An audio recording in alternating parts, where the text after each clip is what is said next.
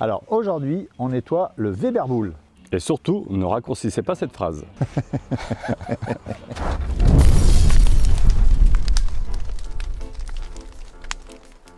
Donc bah voilà, les vacances sont terminées, c'est la rentrée, on a utilisé son barbecue tout l'été et là maintenant c'est l'heure du grand nettoyage. Tous les 6 mois à peu près, il faut quand même faire un gros nettoyage et c'est ce qu'on va faire aujourd'hui, on va vous montrer comment on nettoie un barbecue charbon. Voilà, et après des grosses cuissons, donc là la dernière c'était du pulled pork pendant 10 heures, donc vous allez voir l'état du barbecue. Donc voilà à quoi ça ressemble un barbecue après une grosse cuisson. Vous voyez l'état des grilles, donc là c'est bien...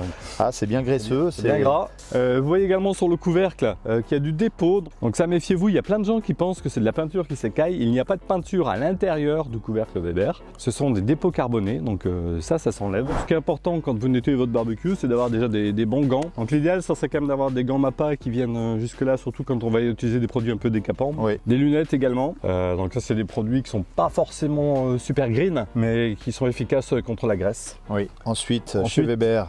Ça c'est plutôt sur l'inox. D'accord. Et ça c'est plutôt des produits qui vont sur les mailles. Sur les mailles, ouais. Moi je passe régulièrement voilà. pour la finition. Donc n'hésitez pas à avoir également des torchons, un torchon microfibre. Et on va utiliser comme ça la fameuse brosse en T. Donc pareil, prenez des choses plutôt quali, hein. C'est vrai que... Ah ouais, ça c'est parfait. C'est hyper important parce que les poils s'en vont. Donc ça, chez Weber, je sais qu'ils font elles sont plutôt sympas. Il y a ça qui permet de nettoyer effectivement très bien entre les grilles. Donc voilà ces types de brosses qui sont plutôt efficaces. Alors là, première étape, on enlève la grille.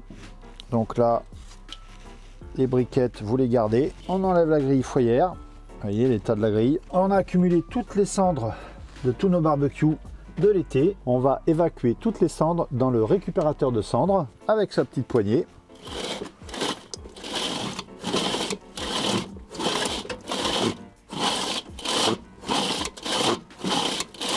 On peut également utiliser ce type de ratoire. Hein. Parce que...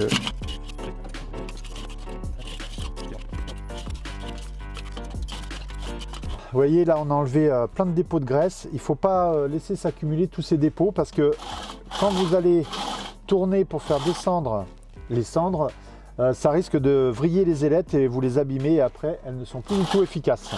Pour enlever le bac récupérateur de cendres, donc vous appuyez aux extrémités de la poignée pour descendre le bac. Ah oui quand même. T'as vu? Pareil, on va le nettoyer également celui-là. Donc ensuite, on va appliquer du produit qui est un peu agressif. Un peu agressif. Donc vous vous équipez bien, donc gants. Comme c'est la saison des masques, vous pouvez mettre des masques. Alors, c'est ce que j'allais dire. C'est exactement ce que j'allais dire. Les lunettes, c'est important aussi. Rien dans les yeux. Et je peux m'envoler. Et là, je ne vois plus rien. Et maintenant, on va utiliser les produits HG. Donc bon, on va pulvériser un petit peu partout. Oh putain, ça envoie du pâté ça.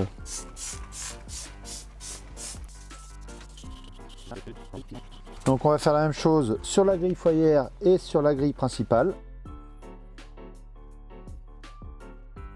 Sur le Weber, le couvercle est démontable, donc on va en profiter pour l'enlever. Juste une vis à enlever. Hop. Voilà. C'est aussi simple que ça. Donc voilà, alors on a laissé agir le produit environ 3 à 5 minutes. Ouais, c'est les préconisations ouais, du produit à changer. Et ben maintenant on va faire un premier rinçage au Karcher. Allez. Je te laisse faire? C'est parti. Let's go. Je m'écarte.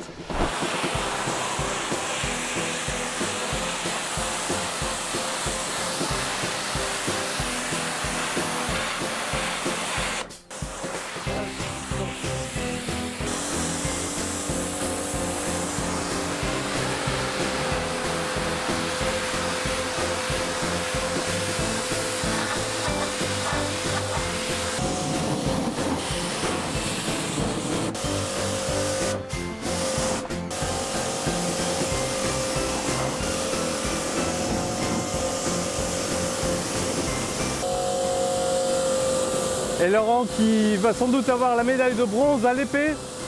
Regardez un petit peu ce fléchissement. Magnifique. Ça a été bien rattrapé, les ailettes sont nickel. Ça glisse bien. Ouais.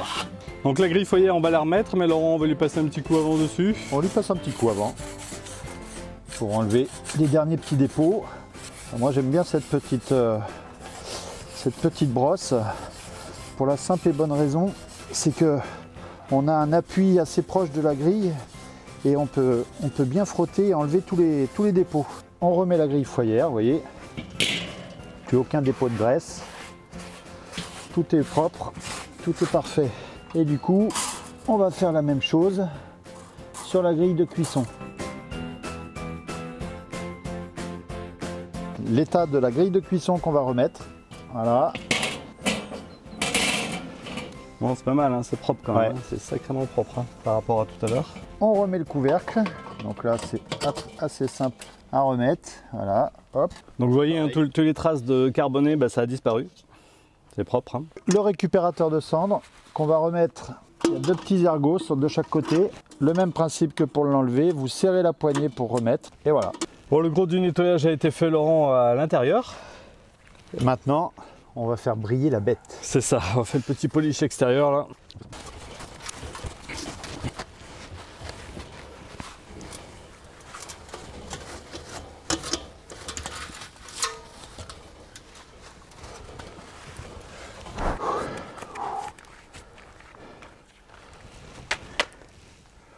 Et voilà, c'est fini. Ouais, on a eu combien de temps? 5 minutes? 5 bonnes minutes quand même. Ouais, entre 5 minutes et 2 heures quoi. 5 minutes et 2 heures, vous avez... Mais bon. Non, ça vaut le coup, franchement, le nettoyage est parfait. Ouais, c'est franchement, alors l'intérieur, je sais pas si vous avez vu, c'est... Regardez comment on a pu récupérer... On peut mettre la main, hein. Ouais.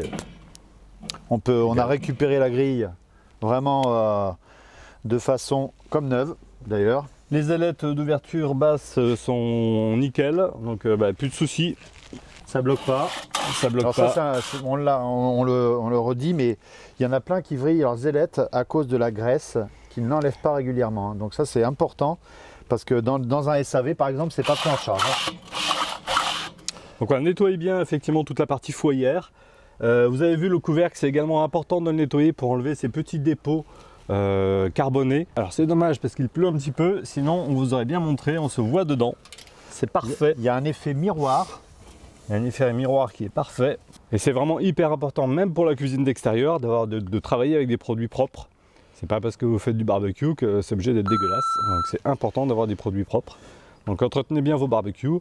Alors petite chose importante, c'est que là c'est le gros nettoyage, on dit de printemps. D'automne, ouais, on dit de printemps, mais c'est pas de printemps. C'est le gros nettoyage d'automne. D'après saison. Après chaque cuisson, vous laissez monter un petit peu la température et vous passez un coup de brosse pour nettoyer votre grille. Pour enlever tous les dépôts graisseux. Voilà. Ça c'est important.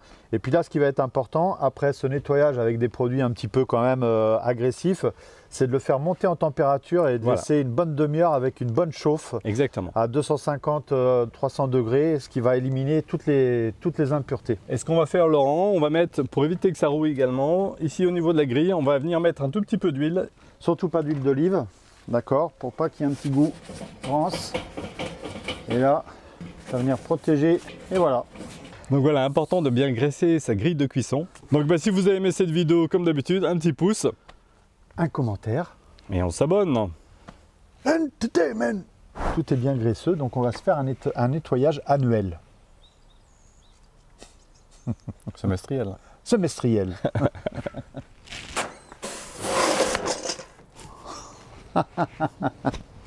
C'était sûr.